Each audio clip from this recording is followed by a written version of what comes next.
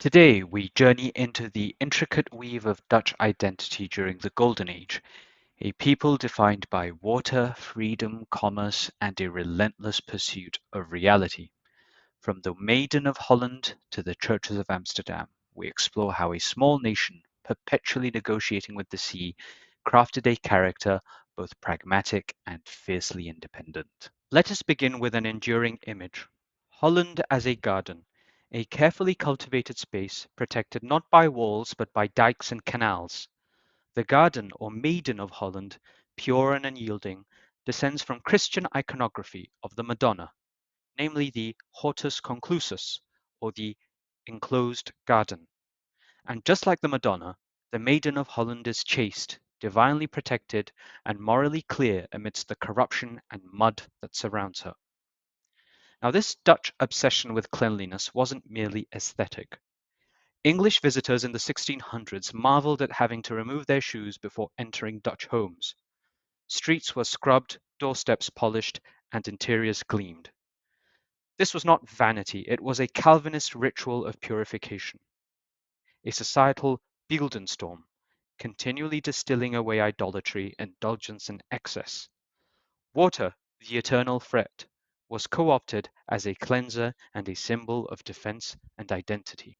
Now, the best example we have of the Dutch using water for defensive purposes is the Dutch water line. Now, this was a complex series of water-based defenses conceived by Maurice of Nassau, and they came in very handy during the rampia or disaster year of 1672 when Louis XIV's forces invaded the Netherlands. The Dutch basically flooded their own lands and prevented the French from breaching these water defenses. And early in 1574, during the 80 Years' War, the siege of Leiden was broken by the Dutch when the dikes were cut and the sea was allowed to flood in, expelling the Spanish. And Leiden was supplied with some much needed, delicious herring and white bread. The relief of Leiden by the Seegeuzen, or the sea beggars, they were sort of proto Dutch navy known for being very ragtag, daring, looting, pillaging, is still celebrated in Leiden every year on the 3rd of October by having some herring and white bread provided by the local authorities. And the mayor of Leiden is supposed to act like a guinea pig. He's supposed to have the first morsel of the bread and herring and see if it's any good. Perhaps they might listen to some patriotic music. My favorite is Merg Tohu Sterk, apologies for the mispronunciation, and it's a patriotic song that celebrates Leiden's resistance against the Spanish by urging Leiden to remain loyal and steadfast to the Dutch Protestant cause, and it contrasts the Moorish, Spanish trumpets, pomp, and banners with the Calvinist resolve of the Dutch Goizen and rebels. Now, the city of Leiden's motto, better Turkish than Popish, sums up this anti-Catholic rebellious spirit. And their coat of arms used to have an Islamic crescent, signaling their willingness to ally to anyone but the Catholic Habsburgs. But I don't think this is in use anymore. Coming back to food, though, the ideal of Calvinist simplicity has dominated the Dutch domestic table. Herrings have become a food that represents liberty and resilience, but they're modest yet nourishing. The Dutch stampot, the pea soups, the butter-laden pancakes, they're simple, they're hearty, and they're unpretentious. They reflect a Calvinist ethic of nourishment without ostentation, practicality over luxury. But perhaps the best example is the viral and very famous Dutch breakfast. Now, it's viral for the wrong reasons, for looking, at least to those of us who aren't Dutch, very unappetizing, which is the hagelslag, which are basically chocolate sprinkles on buttered bread. But perhaps more appropriately in Belgium, they're known as mouse droppings. And the Dutch apparently consume 650,000 of these every day, about 14 million kilograms per year. But even with the VOC, the Dutch East India Company, and the introduction of nutmeg, cinnamon, cloves, and pepper, they never really entered into Dutch cuisine, with the exception perhaps of the sweets, the speculoos, the stroopwafels. Now, the stroopwafels, I absolutely drool over. I love them, even though I haven't been to the Netherlands for over a year. And curiously, in Portugal, where I live, they're known as Belgisch or Belgians, which kind of shows us how these terms, the Low Countries, United Provinces, Netherlands, Holland, Belgium, they mean different things over different period of time in different places. They're kind of slippery terms, like the water that dominates the Dutch landscape. And I guess this is where visual symbols become important to unify these fractured and slippery provinces. The Leo Belgicus being perhaps one of the most notable examples. Now, the Leo Belgicus is basically Netherlands as a noble lion, almost standing in defiance against Habsburg oppression. Now, this is in stark contrast to how the Spanish are depicted during this period. Usually they're depicted as a leopard, also a feline, but not kingly, and slightly deceitful, popishful cats trying to seize the liberty of the Netherlands. Perhaps this Dutch love of liberty can be traced back all the way to the series of rights and privileges that were granted by Charlemagne to the Frisians who occupied what constitutes today as broadly as the northern part of the Netherlands and some part of Germany.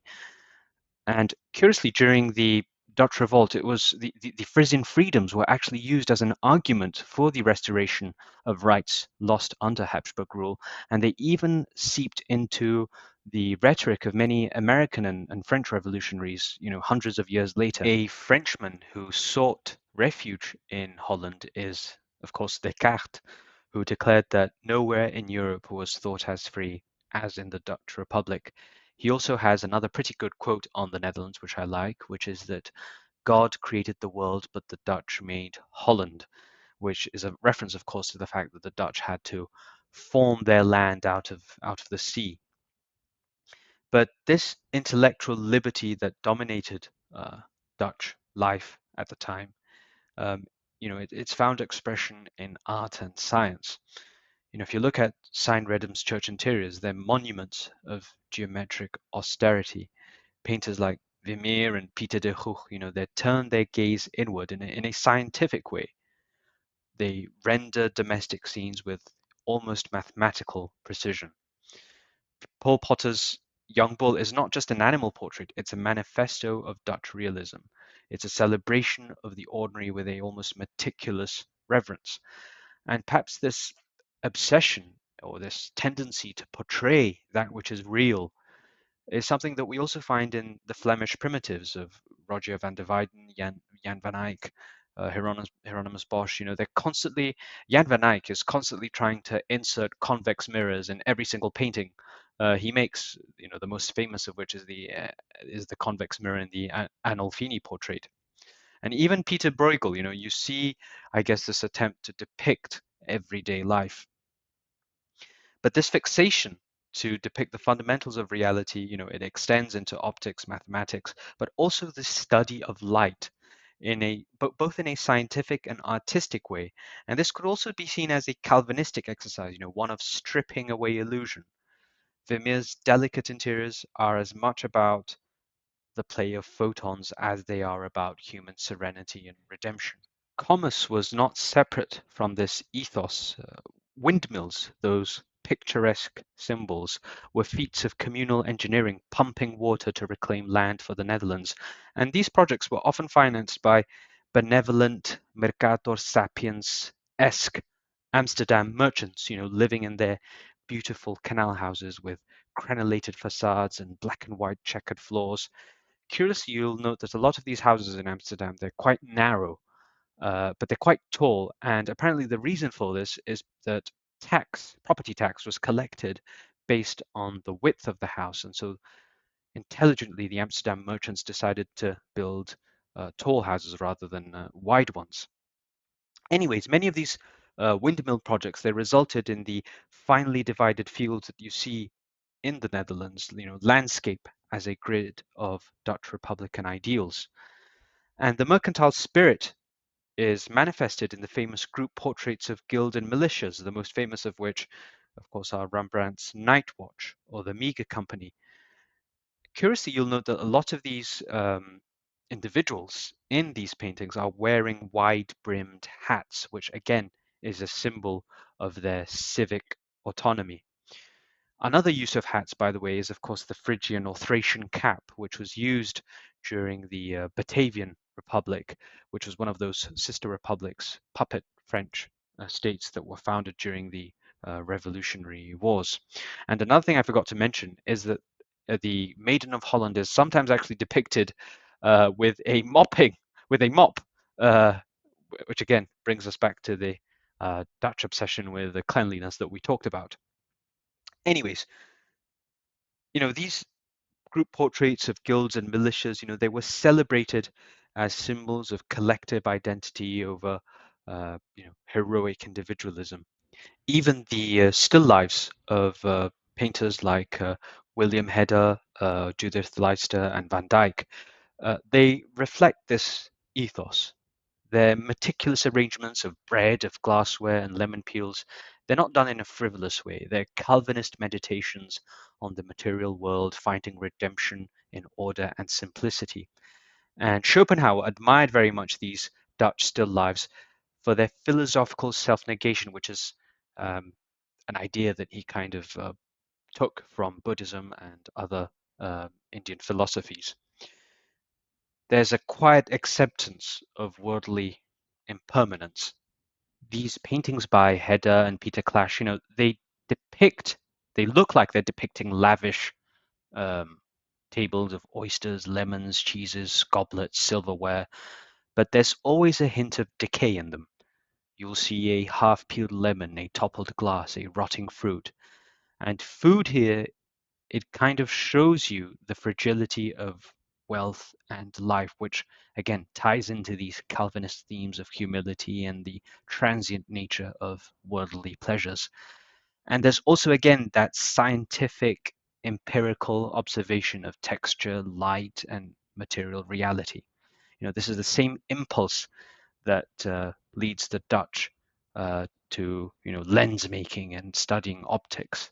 You've got to pay special attention to the cheeses because, of course, the Dutch love their cheeses, and you'll find iconic cheese markets in towns like Alkmaar, reflecting their sense of civic cooperation, the guild traditions, and the fine-grained egalitarianism of Dutch society. And cheese is both a product of trade, but it's also a product of local craftsmanship, which is highly valued in Germanic societies. They're symbol of the merchant sage ideal. Yet, as pragmatic as the Dutch were principled, they had a knack for navigating the grey zones of legality. And Amsterdam, for example, although officially Calvinist, remained demographically very much a Catholic stronghold. But rather than open persecutions, Catholics were kind of allowed to practice in private in the famous schuilkerken, which were basically hidden churches tucked away within houses. The most famous of which is quite funnily called Our Lord of the Attic. Now, of course, this wasn't tolerance in the modern sense, but there was a respect for property law, which was so deeply ingrained, I guess, within the Dutch psyche that it bent even before religious dogma. And there are other kind of examples that we still see in modern day Amsterdam, which, are kind of live within the fringes of legality, perhaps because Amsterdam used to be a port city, and of course, trading kind of requires you to be flexible with rules. You've got, of course, the famous red light district, the coffee houses, and I guess these are modern reflections of a psyche that still remains. But Catholics prevailed in Amsterdam and the Netherlands. I recently read that, I'm not sure if this is true, I haven't been able to confirm this, that um, the Netherlands nowadays is more of a Catholic country demographically than Protestant, because a lot of Protestants have become atheists or agnostics. Um, by the way, Amsterdam was so Catholic that it was only up until the Alteration of 1578 that they kind of left their loyalty to the Spanish crown. And the Alteration was a very civilized affair where basically the Protestant authorities took over. Amsterdam, and the Catholic magistrates were kind of allowed to leave via barge and sail off and leave Amsterdam to Protestant control. I guess it would be interesting to know why Amsterdam was so Catholic. And the reason for this was because Amsterdam was a very important center of Catholic pilgrimage because of what's known as the Miracle of Amsterdam. Now, this is a very interesting story where basically there was a man in 1345 who was dying in Amsterdam and he received his last rites or Holy Communion.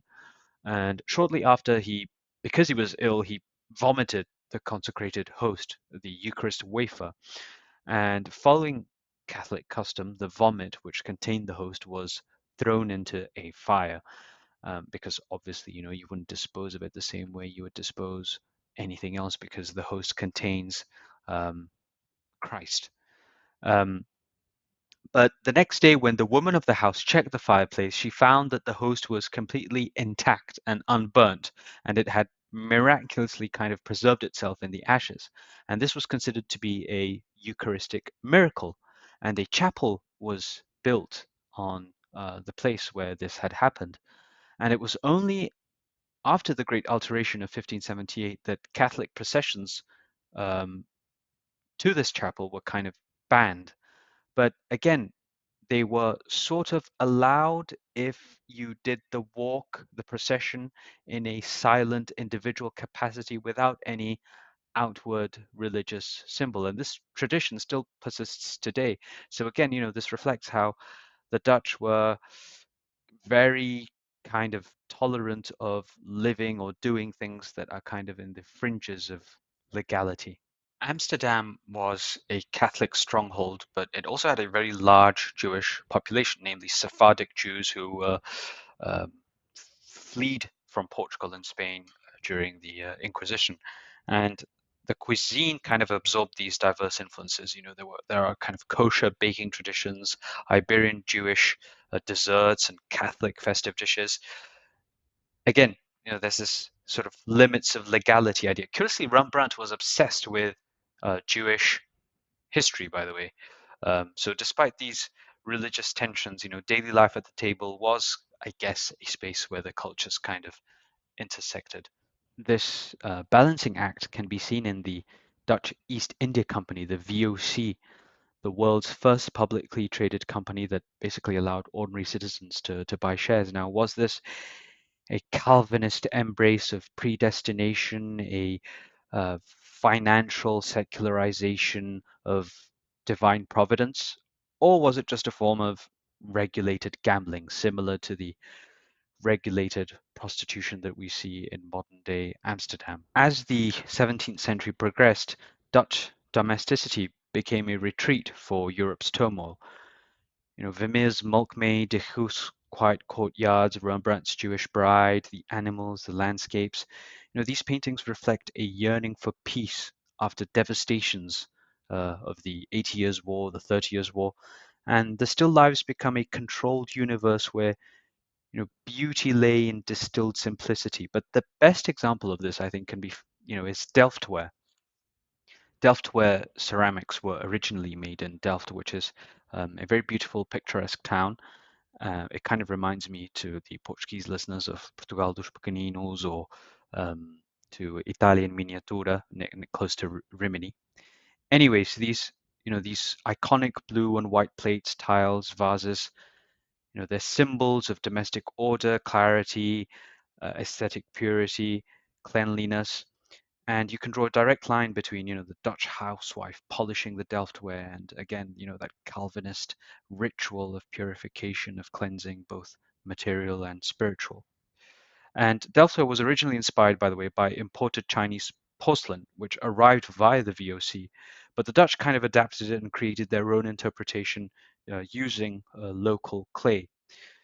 There's this Dutch genius for assimilation and refinement, taking global influences and making them distinctly Dutch, a sort of worldly mercantilism with local craftsmanship, pragmatic yet artistic, commercial but deeply tied to home. It's also evocative of the empirical Dutch eye for detail. The artists would of Delftware would depict landscape, biblical scenes, ships, and still life motifs on these ceramics. And they used a very limited palette to distill the world into essential lines and shades. And we can tie this back to the Dutch optical revolution, the lenses, the microscopes, the light studies, and how this quest for clarity, even permeates household objects. And Delftware was a very bourgeois thing to have, much like a commissioning of a family group portrait or decorating one's home with still life paintings. It was a tangible expression of the Dutch middle class ideal, modest luxury, taste grounded in practicality, and a desire to be remembered through beautiful and enduring objects. Which again leads us to that idea of the Dutch impulse to document, to own, and to memorize reality, which you see in many depictions of Delftware in still lives, for example. Yet cracks appeared, and the divide between the Orangists and the Regenten symbolized a deeper societal rift in the Netherlands. The Orangists were supported by farmers, soldiers, and the Orthodox Protestant clergy, and they favored a strong standing army, a strong central authority to rule the Netherlands under a stadtholder, which was a position that was held by the Prince of Orange. And of course, this is where the importance of the orange color in the Netherlands comes from. The ruling house of the Netherlands is the House of Orange-Nassau. And you'll see, by the way, in the Netherlands that even in things that are not directly related to the Dutch state, orange is everywhere. People are wearing orange raincoats. They have orange bicycles. You'll see trucks in the highway that are orange, basically. And I'm not saying necessarily that this is because, they're all partisans of the Dutch royal family or that they're very patriotic. But I think it's a color that's seeped in the Dutch national psyche, I guess. Perhaps in the same way that the saffron color, is seeped in the Indian psyche. The Dutch flag used to have a orange band at the top, but this was later replaced with red for practical purposes because red dye was much cheaper, and also the orange band would fade away, and this made it difficult for ships in the high seas to be identified. And also, there's that popular story about how Dutch farmers cultivated the orange carrot, and the orange carrot, as opposed to the white carrot, became the dominant variety as a tribute to William of Orange. But I think it has more to do with the fact that I think orange carrots are much sweeter and less bitter. Nevertheless, it's a nice story. The Orangists can be seen as the successors of in a political, philosophical, or spiritual way of the counter-remonstrance. Now, the debate between the counter-remonstrance and remonstrance dominated Dutch political life during the 12 Years' Truce. Now, this was a period of relative peace between Spain and the Netherlands within the 80 Years' War.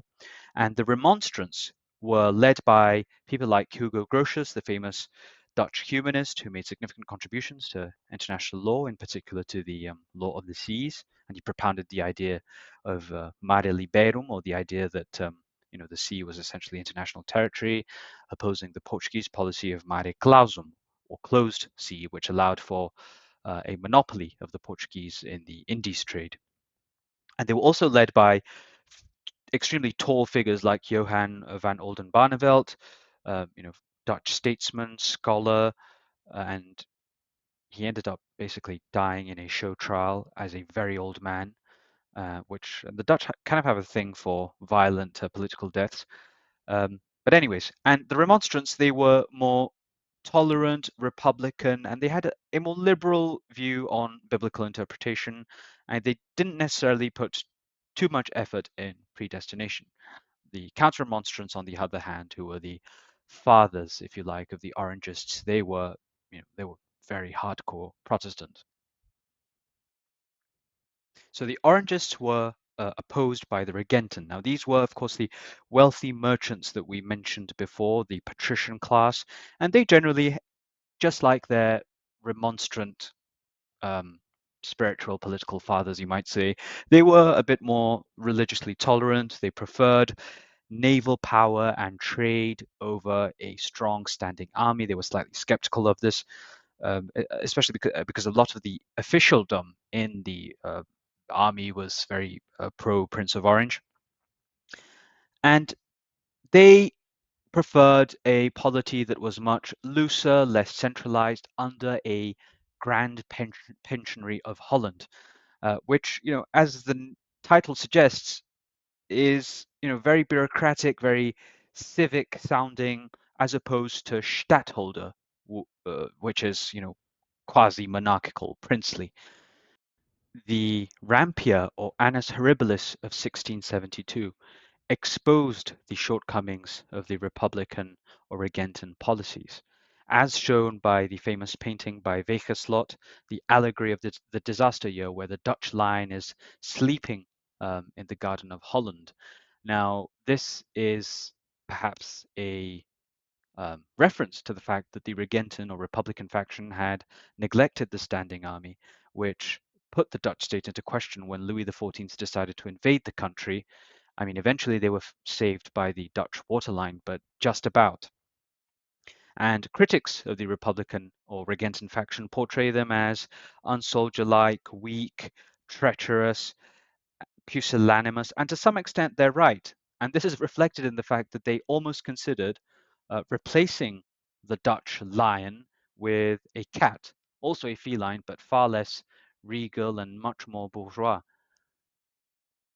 These tensions of remonstrant versus counter-remonstrant, of Orangist versus the Regentan factions, their struggles, these struggles of the Dutch Golden Age, they find echoes even in the 1830 Belgian Revolution, particularly in the North-South divide, the tension between a centralizing, Protestant-dominated northern elite versus a slightly more autonomous, Catholic-influenced southern faction. Of course, this is a generalization, and things are never quite as black and white. But just as the remonstrant or counter-remonstrant schism represents a deep division over authority, governance, and confessional identity, the revolutionary rupture of 1830 reignites these unresolved disputes that were unresolved even during the Orangist versus Regentan conflict. And these tensions, these trends, they're depicted in the painting of the Dutch Golden Age. So, for example, if you take Van der Helst's banquet at the Crossbowmen's Guild, which was painted to celebrate the Treaty of Munster, it contrasts sharply with earlier Calvinist austerity. The silks, they shimmer, the faces, they glow with a certain material confidence. But perhaps the best example is the portraits of Andries Bicker and his son. Now, Andries Bicker is depicted as a typical Calvinist burgomaster, and then if you look at his son, he's obese, he's completely fat, and he represents a much more ostentatious, worldly Holland. And these fractures, they could be very brutal. The best example, perhaps, is, of course, the assassination of Johan and Cornelius de Witt, the de Witt brothers. Johan had served as a grand pensionary of Holland during just before the Rampia, and their bodies were mutilated. There's accounts of cannibalism. I mean, this was an extremely violent punctuation to an internal political strife, and it still kind of surprises you today if you read about the account of how they died. How could a society that was supposedly known for their free thinking, for their openness, kill two men in such a way? Similarly, the execution of Johann van Oldenbarnevelt, which we mentioned, he died in a sham trial when he was 71 years old, and it was quite shocking for people even at the time. So on the one hand, you have paintings like Rembrandt's Anatomy Lesson, his Syndics of the Drapers Guild, which are not just studies in realism, they're civic portraits, they're celebrating the dignity of work, knowledge, collective responsibility, self-confidence. There's the portrait of Isaac Masser by Frans Hals, who has this knowing smile. He represents, the Dutch merchant diplomat, and he was intimately connected to the Polish Baltic grain trade, which financed much of the Dutch war effort. And this contrasts with, the tension, the anxiety that also seems to be there in Dutch painting. Frans Hals, who painted Isaac Massa's knowing smile, the Dutch merchant diplomat. Frans Hals, by the way, was a close friend of Descartes. I think he was also his neighbor. He also painted The Laughing Cavalier and The Merry Drinker, which seemed to be very playful at first, very light, but they also seem to hide beneath their exuberance. They seem to mask a very Calvinist self-awareness, a tension. Jan Asselijn's Threatened Swan is an allegory of Johann de Witt's sacrifice. Um, Rosedale's landscapes, they're sweeping, they may be vast, but they aren't just pastoral scenes, they're meditations on human fragility. Perhaps this Calvinist impulse to distill everything, to purify everything, which perhaps is reflected in Mondrian's abstract grids, his perfect geometry, his use of primary colors, or M.C. Escher's obsessive technical precision, or the need of 17th century Dutch cartographers to uh, make rational order out of the world. Perhaps it has its costs. It generates fissures, it generates tensions and anxieties. Slightly out of context, but an interesting thing I forgot to mention is that Dutch boatmen, when they would tie their boats to harbors with a knot, they called it something like doing an Alba, which is a reference to the Duke of Alba's repression of the Dutch revolt. They hated him so much that they pretended they were asphyxiating him, but I've never actually been able to confirm this anywhere. And another interesting point I forgot to mention was that um, the Dutch Old Golden Age uh, was also created by the Spanish in a way, because it was the Spanish repression in the south, for example, the sack of Antwerp, that led a lot of the expertise that created the Dutch textiles, printing, publishing, banking, goldsmiths, watchmaking, glassmaking. A lot of the manpower came from people in the southern part of the Netherlands that migrated northwards. So I guess ultimately the Dutch are a mixture of these two trends, a Calvinist republic that mastered capitalism, a nation obsessed with purity and Beeldenstorms, but still tolerant or relatively tolerant of vice, a people who found freedom not in grand gestures, but in the quiet maintenance of their gardens behind the dikes.